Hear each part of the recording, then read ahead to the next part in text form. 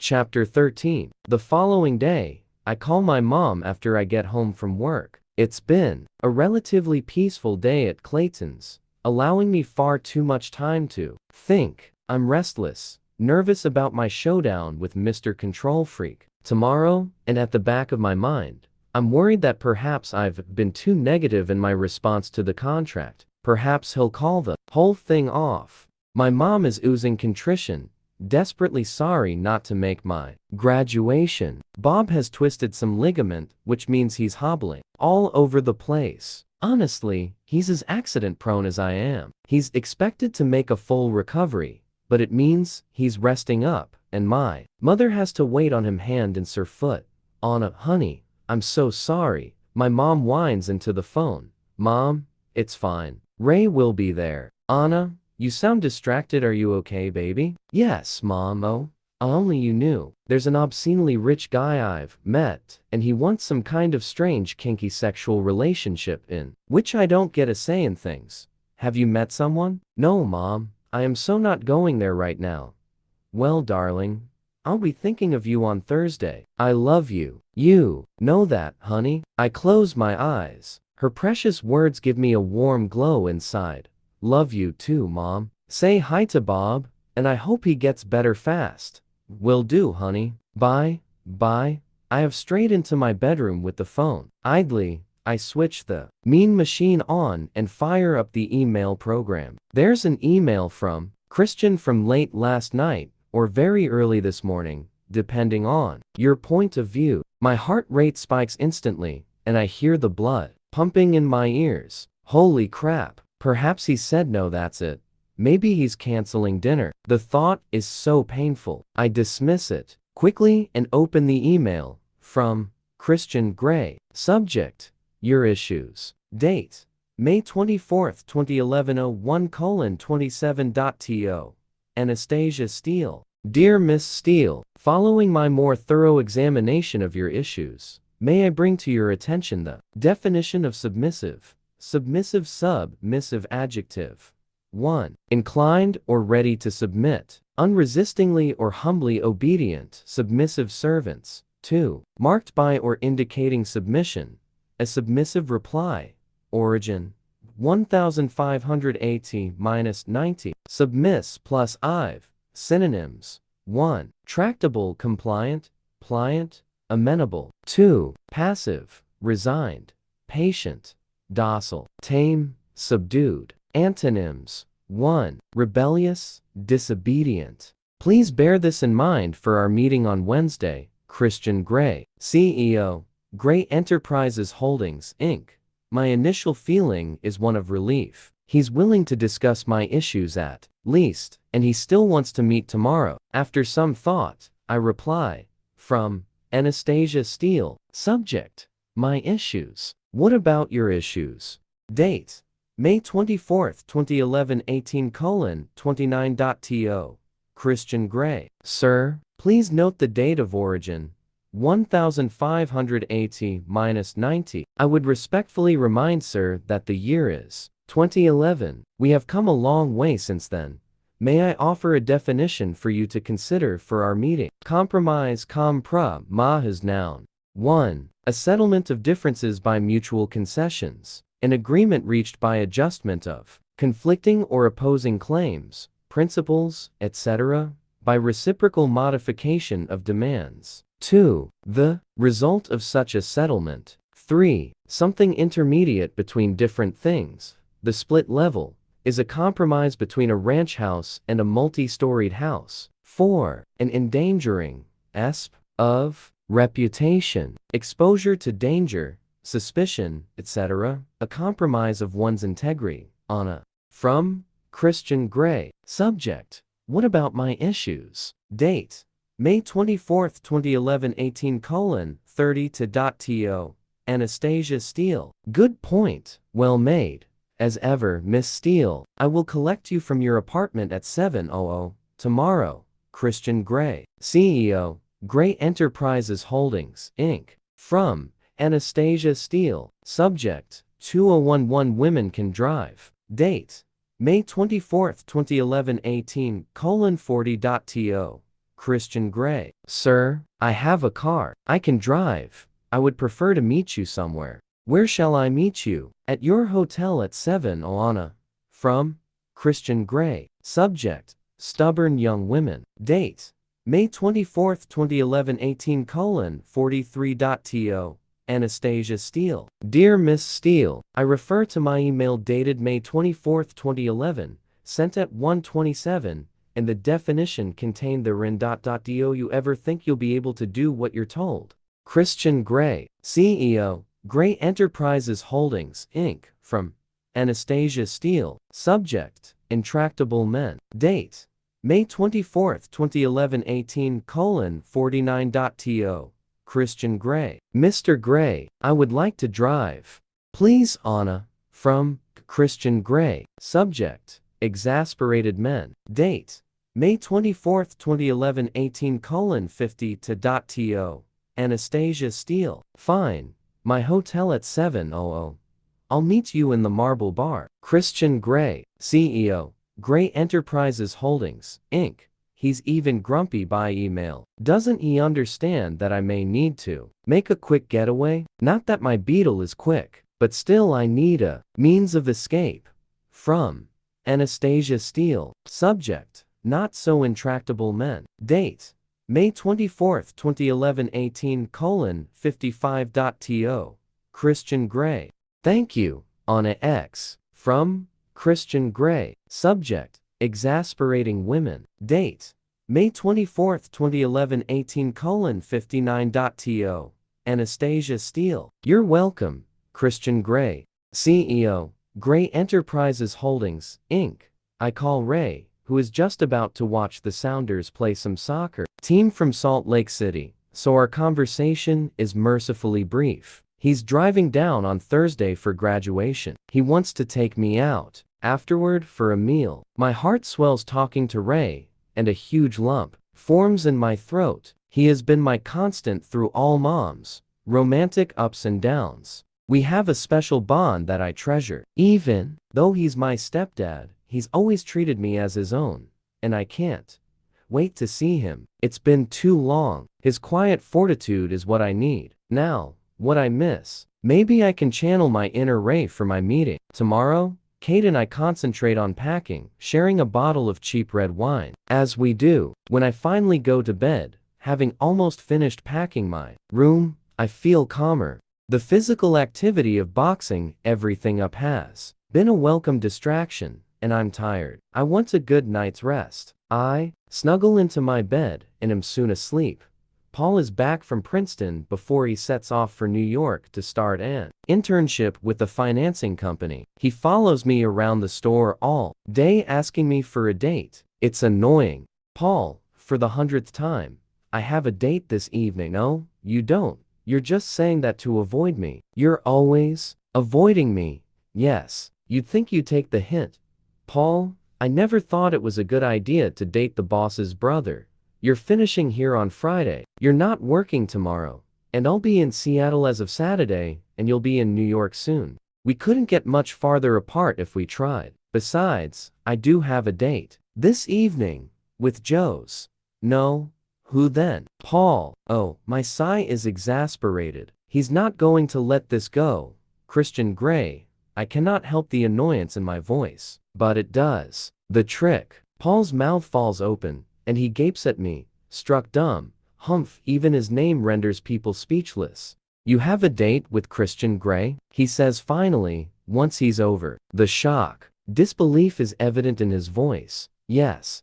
I see. Paul looks positively crestfallen, stunned even, and a very small part of me resents that he should find this a surprise. My inner goddess does too. She makes a very vulgar and unattractive gesture at him with her fingers. After that, he ignores me, and at 5 I am out the door, pronto.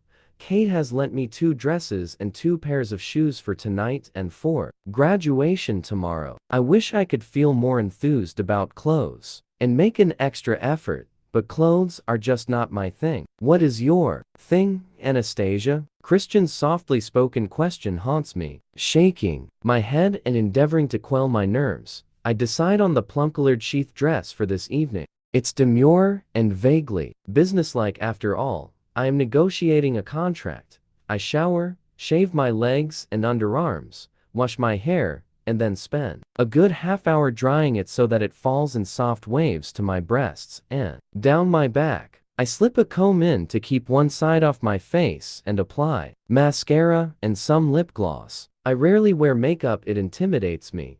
None of my literary heroines had to deal with makeup, maybe I'd know more about it if they had. I slip on the plum-colored stilettos that match the dress, and I'm ready by 6:30. Well, I ask Kate. She grins. Boy, you scrub up well, Anna. She nods with approval. You look hot. Hot. I'm aiming for demure and businesslike. That too. But most of all hot. The dress really suits you and your coloring. The way it clings. She smirks. Case. I scold. Just keeping it real, Anna. The whole package looks good. Keep the dress. You'll have him eating out of your hand. My mouth presses in a hard line. Oh, you so have that the wrong way around. Wish me luck. You need luck for a date? Her brow furrows, puzzled. Yes, Kate. Well, then good luck. She hugs me, and I am out the front door. I have to drive in my bare feet. Wanda, my sea blue beetle, wasn't built to be driven by stiletto wearers. I pull up outside the Heathman at 6:58 precisely and hand my car keys to the valet for parking. He looks askance at my beetle, but I ignore him. Taking a deep breath and mentally girding my loins, I head into the hotel.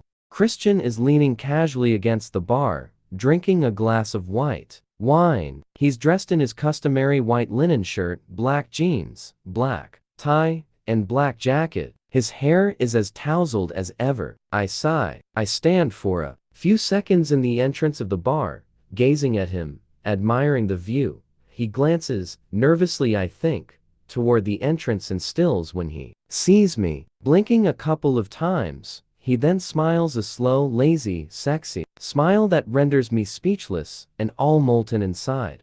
Making a supreme effort not to bite my lip, I move forward, aware that I, Anastasia Steele of Clumsyville, am in high stilettos. He walks gracefully over to meet me. You look stunning, he murmurs as he leans down to briefly kiss my cheek. A dress, Miss Steele. I approve. Taking my arm, he leads me to a secluded booth and signals for the waiter. What would you like to drink? My lips quirk up in a quick, sly smile as I sit and slide into the booth. Well, at least he's asking me.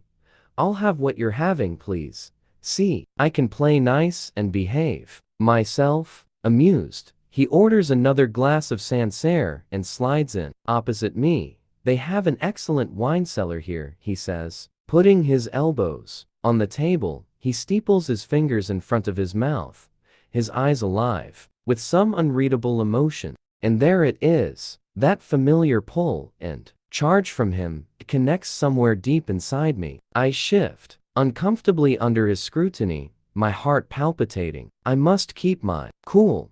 Are you nervous? He asks softly. Yes. He leans forward. Me too. He whispers conspiratorially. My eyes shoot up to meet his. Him? Nervous? Never. I blink, and he smiles his adorable lopsided smile at me. The waiter arrives with my wine, a small dish of mixed nuts, and another of olives. So, how are we going to do this? I ask. Run through my points one by one? Impatient as ever, Miss Steele. Well, I could ask you what you thought of the weather today. He smiles, and his long fingers reach down to collect an olive. He pops it in his mouth, and my eyes linger on his mouth. That mouth. That's been on me. All parts of me. I flush. I thought the weather was particularly unexceptional today. He smirks. Are you smirking at me, Mr. Gray? I am, Miss Steele. You know this contract is legally unenforceable. I am fully aware of that, Miss Steele. Were you going to tell me that at any point? He frowns. You'd think I'd coerce you into something you don't want to do, and then pretend that I have a legal hold over you. Well, yes. You don't think very highly of me, do you? You haven't answered my question. Anastasia, it doesn't matter if it's legal or not. It represents an arrangement that I would like to make with you, what I would like from you and what you can expect from me. If you don't like it, then don't sign. If you do sign and then decide you don't like it, there are enough get-out clauses so you can walk away. Even if it were legally binding, do you think I'd drag you through the courts if you did decide to run? I take a long sip of my wine. My subconscious taps me hard on the shoulder. You must keep your wits about you. Don't drink too much. Relationships like this are built on honesty and trust. He continues. If you don't trust me to know how I'm affecting you, how far I can go with you, how far I can take you. If you can't be honest with me, then we really can't do this. Oh my. We've cut to the chase quickly. How far he can take me. Holy shit. What does that mean? So it's quite simple, Anastasia. Do you trust me or not? His eyes are burning, fervent. Did you have similar discussions with, the 15? No. Why not? Because they were all established submissives. They knew what they wanted out of a relationship with me and generally what I expected. With them, it was just a question of fine-tuning the soft limits, details. Like that. Is there a store you go to? Submissives us? He laughs. Not exactly. Then how? Is that what you want to discuss? Or shall we get down to the nitty-gritty? Your issues, as you say. I swallow. Do I trust him? Is that what this all comes down to, trust? Surely, that should be a two-way thing. I remember his snit when I phoned Joe's. Are you hungry? He asks, distracting me from my thoughts. Oh no. Food. No. Have you eaten today? I stare at him. Honesty. Holy crap. He's not going to like my answer. No, my voice is small. He narrows his eyes. You have to eat, Anastasia. We can eat down here or in my suite. What would you prefer? I think we should stay in public, on neutral ground. He smiles sardonically. Do you think that would stop me? He says softly, a sensual warning. My eyes widen, and I swallow again. I hope so. Come, I have a private dining room booked. No public. He smiles at me enigmatically and climbs out of the booth, holding his hand out to me. Bring your wine, he murmurs, placing my hand in his. I slide out and stand up beside him. He releases me, and his hand reaches for my elbow. He leads me back, through the bar and up the grand stairs to a mezzanine floor. A young man in full Heathman livery approaches us. Mr. Gray, this way, sir. We follow him through a plush seating area to an intimate dining room. Just one secluded table. The room is small but sumptuous. Beneath a shimmering chandelier, the table is all starched linen, crystal glasses, silver cutlery, and white rose bouquet. An old-world, sophisticated charm pervades the wood-paneled room. The waiter pulls out my chair, and I sit. He places my napkin in my lap. Christian sits opposite me. I peek up at him. Don't bite your lip, he whispers. I frown. Damn it. I don't even know that I'm doing it. I've ordered already. I hope you don't mind. Frankly, I'm relieved. I'm not sure I can make any further decisions. No, that's fine, I acquiesce. It's good to know that you can be amenable. Now, where were we? The nitty-gritty. I take another large sip of wine. It really is delicious. Christian Grey does wine well. I remember the last sip of wine he gave me in my bed. I blush at the intrusive thought. Yes, your issues. He fishes into his inside jacket pocket and pulls out a piece of paper. My email. Clause 2. Agreed. This is for the benefit of us both. I shall redraft. I blink at him. Holy shit. We are going to go through each of these points one at a time. I just don't feel so brave face to face. He looks so earnest. I steel myself with another sip of my wine. Christian continues. My sexual health. Well, all of my previous partners have had blood tests, and I have regular tests every 6 months for all the health risks you mention. All my recent tests are clear. I have never taken drugs. In fact, I'm vehemently anti-drug. I have a strict no-tolerance policy with regards to drugs for all my employees, and I insist on random drug testing. Wow, control freakery gone mad. I blink at him, shocked. I have never had any blood transfusions. Does that answer your question? I nod, impassive. Your next point I mentioned earlier. You can walk away anytime. Anastasia, I won't stop you. If you go, however, that's it. Just so you know. Okay, answer softly. If I go, that's it. The thought is surprisingly painful. The waiter arrives with our first course. How can I possibly eat? Holy Moses, he's ordered oysters on a bed of ice. I hope you like oysters. Christian's voice is soft. I've never had one. Ever?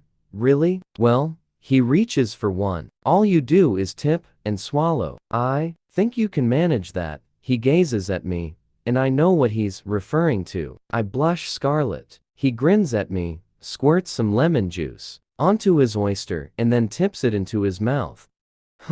Delicious. Tastes of the sea. He grins at me. Go on, he encourages. So, I don't chew it? No, Anastasia, you don't.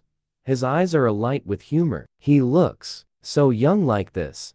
I bite my lip and his expression changes instantly. He looks sternly at me. I reach across and pick up my first ever oyster. Okay, here goes. Nothing. I squirt some lemon juice on it and tip it up. It slips down my throat, all seawater, salt, the sharp tang of citrus, and fleshiness. I lick my lips, and he's watching me intently, his eyes hooded. Well, I'll have another, I say dryly. Good girl, he says proudly. Did you choose these deliberately? Aren't they known for their aphrodisiac qualities?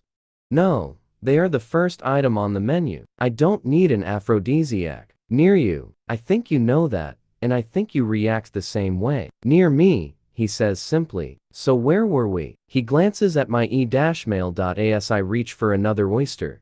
He reacts the same way. I affect him. Wow. Obey me in all things. Yes, I want you to do that. I need you to do that. Think of it as roleplay, Anastasia. But I'm worried you'll hurt me. Hurt you how? Physically and emotionally. Do you really think I would do that? Go beyond any limit you can't take? You've said you've hurt someone before. Yes, I have. It was a long time ago. How did you hurt her? I suspended her from my playroom ceiling. In fact, that's one of your questions. Suspension, that's what the carabiners are for in the playroom. Rope play. One of the ropes was tied too tightly. I hold my hand up, begging him to stop. I don't need to know anymore. So you won't suspend me then? Not if you really don't want to. You can make that a hard limit. Okay. So obeying. Do you think you can manage that? He stares at me, his gaze intense. The seconds tick by. Good try. I whisper. Good.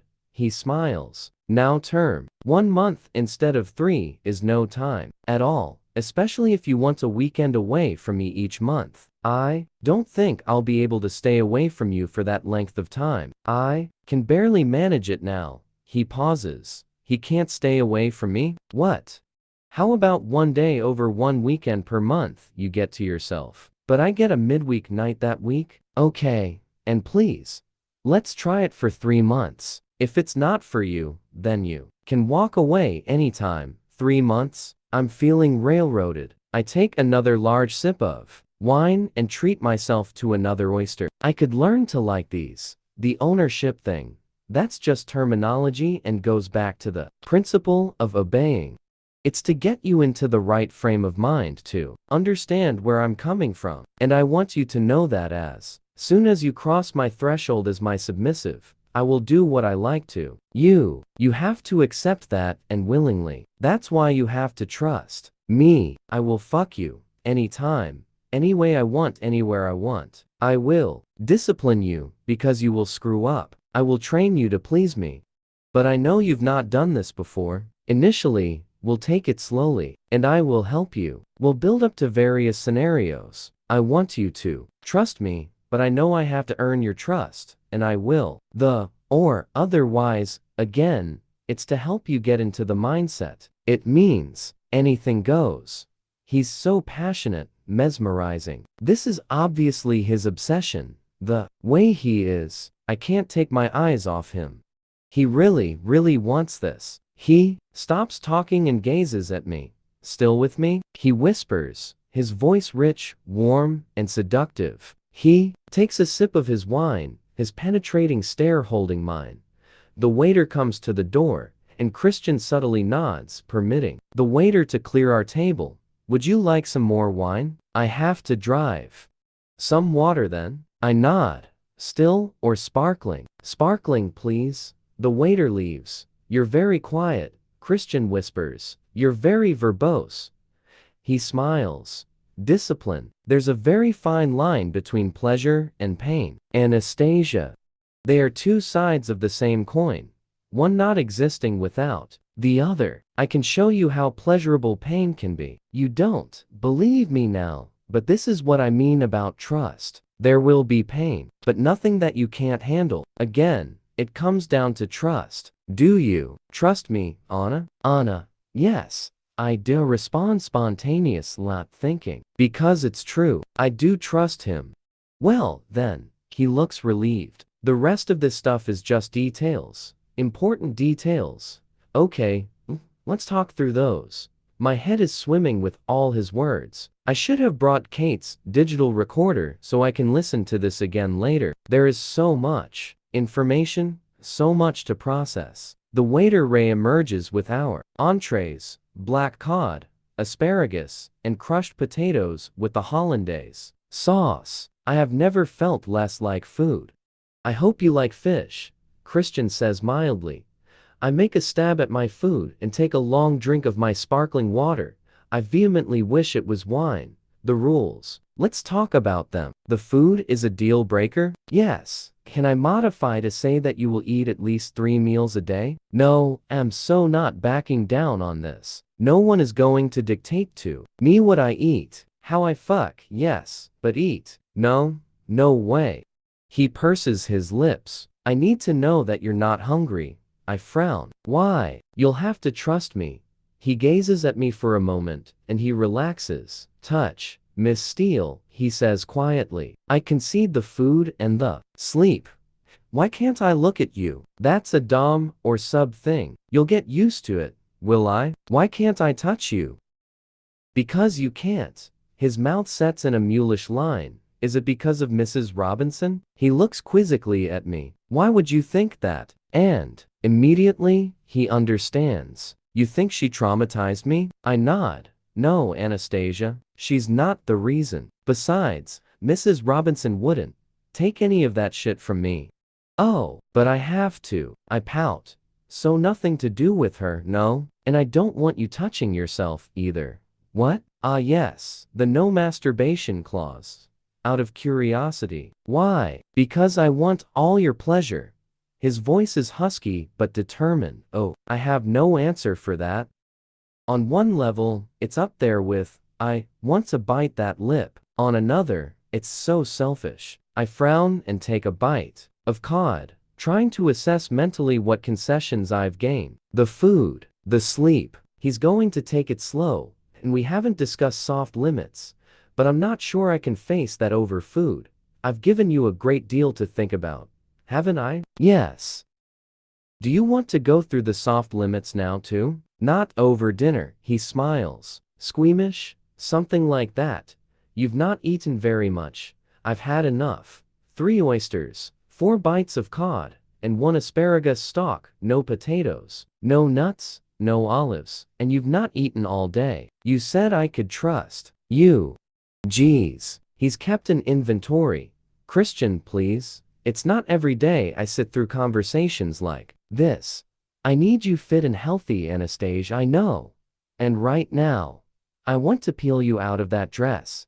I swallow. Peel me out of Kate's dress. I feel the pull deep in my belly, muscles that I'm now more acquainted with clench at his words. But I can't have this. His most potent weapon, used against me again. He's so good at sex, even I've figured this out. I don't think that's a good idea, I murmur quietly. We haven't had dessert. You want dessert? He snorts. Yes, you could be dessert, he murmurs suggestively. I'm not sure I'm sweet enough. Anastasia, you're deliciously sweet. I know. Christian, you use sex as a weapon. It really isn't fair, I whisper, staring down at my hands, and then looking directly at him. He raises his eyebrows, surprised, and I see he's considering my words. He strokes his chin thoughtfully. You're right, I do. In life you use what you know, Anastasia. Doesn't change how much I want you. Here, now, how can he seduce me solely with his voice? I'm panting already, my heated blood rushing through my veins, my nerves tingling.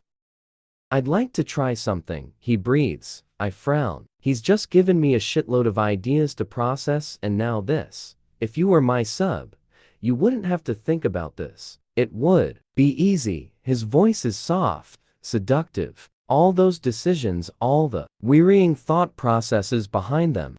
Is this the right thing to do? Should this happen here? Can it happen now? You wouldn't have to worry about any of that detail.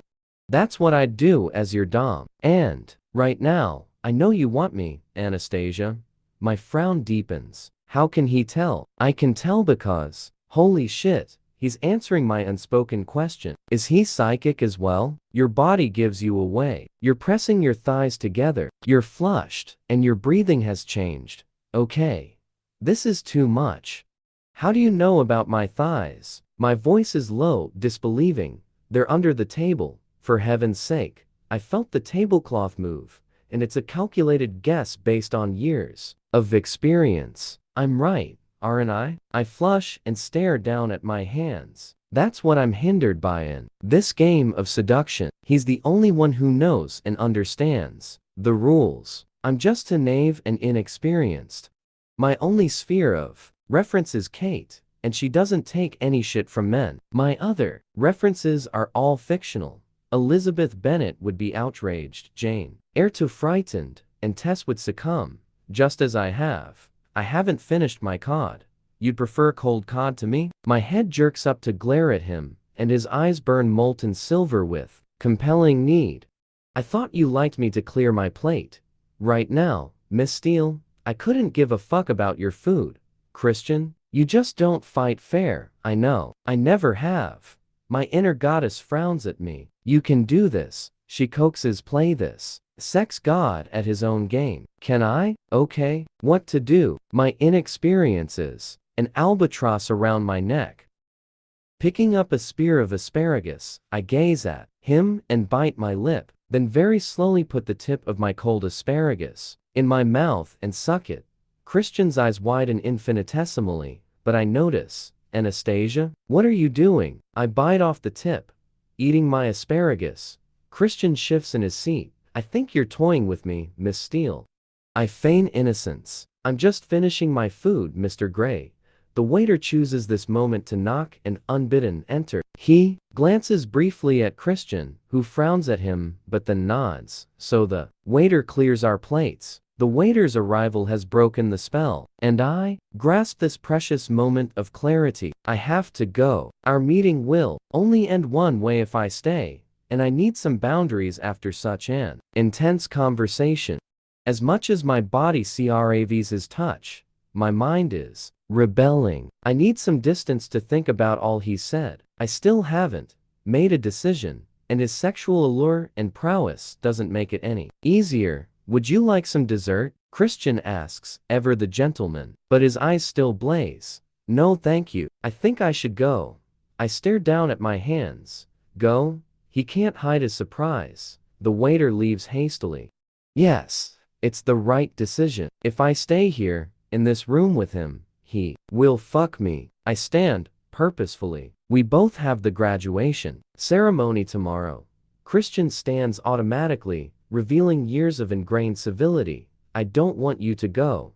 Please? I have to. Why? Because you've given me so much to consider, and I need some distance. I could make you stay, he threatens. Yes, you could easily, but I don't want you to. He runs his hand through his hair, regarding me carefully. You know, when you fell into my office to interview me, you were all, yes, sir, no, sir. I thought you were a natural-born submissive. But, quite frankly, Anastasia, I'm not sure you have a submissive bone in your delectable body. He moves slowly toward me as he speaks, his voice tense. You may be right, I breathe. I want the chance to explore the possibility that you do, he murmurs, staring down at me. He reaches up and caresses my face, his thumb tracing my lower lip. I don't know any other way, Anastasia. This is who I am, I know. He leans down to kiss me, but pauses before his lips touch mine, his eyes searching mine, wanting, asking permission. I raise my lips to his, and he kisses me, and because I don't know if I'll ever kiss him again, I let go, my hands moving of their own accord and twisting into his hair, pulling him to me, mouth open and stroking his. His hand grasps the nape of my neck as he deepens the kiss, responding to my ardor. His other hand slides down my back and flattens at the base of my spine as he pushes me against his body. I can't persuade you to stay, he breathes between kisses. No. Spend the night with me, and not touch you. No, he groans. You impossible girl. He pulls back, gazing down at me. Why do I think you're telling me goodbye? Because I'm leaving now. That's not what I mean, and you know it. Christian, I have to think about this. I don't know if I can have the kind of relationship you want. He closes his eyes and presses his forehead against mine, giving us both the opportunity to slow our breathing. After a moment, he kisses my forehead, inhales deeply, his nose in my hair, and then he releases me, stepping back. As you wish, Miss Steele, he says, his face impassive. I'll escort you to the lobby. He holds out his hand. Leaning down, I grab my purse and place my hand in his. Holy crap, this could be it. I follow him meekly, down the grand stairs and into the lawn, my scalp prickling, my blood pumping. This could be the last goodbye if I decide to say no. My heart contracts painfully in my chest. What a turnaround. What a difference a moment of clarity can make to a girl. Do you have your valet ticket? I fish into my clutch purse and hand him the ticket, which he gives to the doorman. I peek up at him as we stand waiting. Thank you for dinner, I murmur. It's a pleasure as always, Miss Steele, he says politely, though he looks deep in thought, completely distracted. As I peer up at him, I commit his beautiful profile to memory. The idea that I might not see him again haunts me, unwelcome and too painful to contemplate. He turns suddenly, staring down at me, his expression intense. You're moving this weekend to Seattle. If you make the right decision, can I see you on Sunday? He sounds hesitant.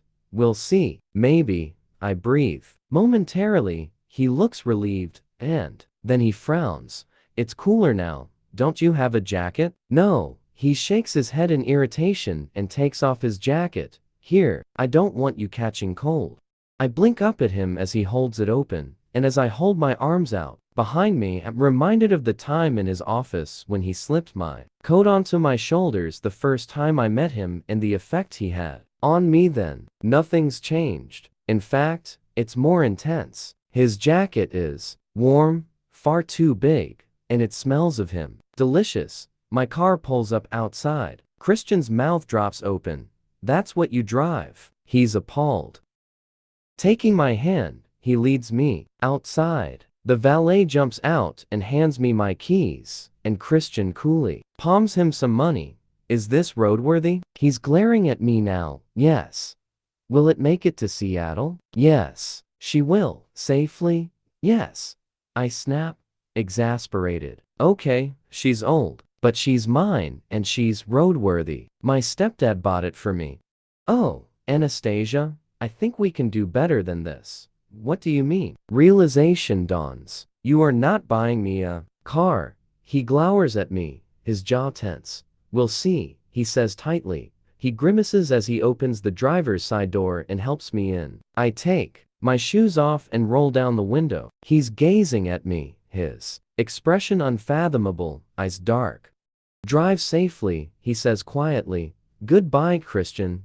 My voice is hoarse from unbidden and shed tears. Geez, I'm not going to cry. I give him a small smile. As I drive away, my chest constricts, my tears start to fall, and I choke back a sob. Soon tears are streaming down my face, and I really don't understand why I'm crying. I was holding my own. He explained everything. He was clear.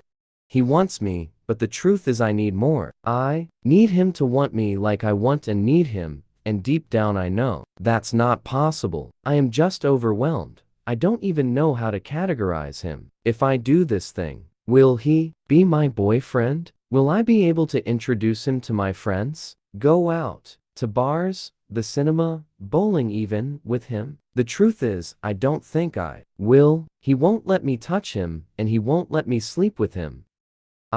No, not had these things in my past, but I want them in my future, and that's not the future he envisages. What if I do say yes, and in 3 months' time, he says no? He's had enough of trying to mold me into something I'm not? How will I feel? I'll have emotionally invested 3 months, doing things that I'm not sure I want to do, and if he then says no, agreement over, how could I cope with that level of rejection? Perhaps it's best to back away now with what self-esteem I have reasonably intact. But the thought of not seeing him again is agonizing. How has he gotten under my skin so quickly? It can't just be the sex, can it? I dash the tears from my eyes. I don't want to examine my feelings for him. I'm frightened what I'll uncover if I do. What am I going to do?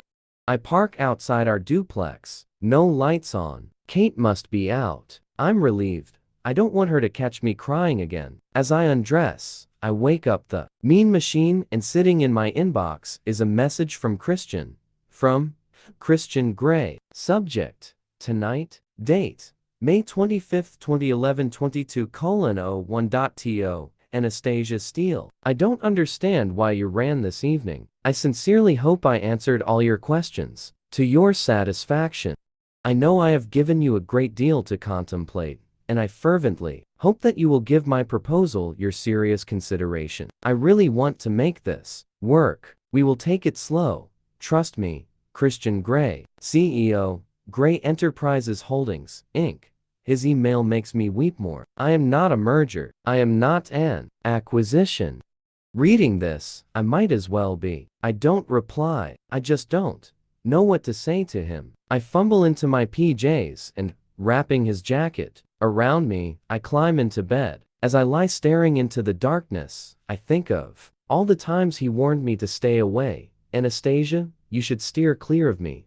I'm not the man for you. I don't do the girlfriend thing. I'm not a hearts and flowers kind of guy. I don't make love. This is all I know.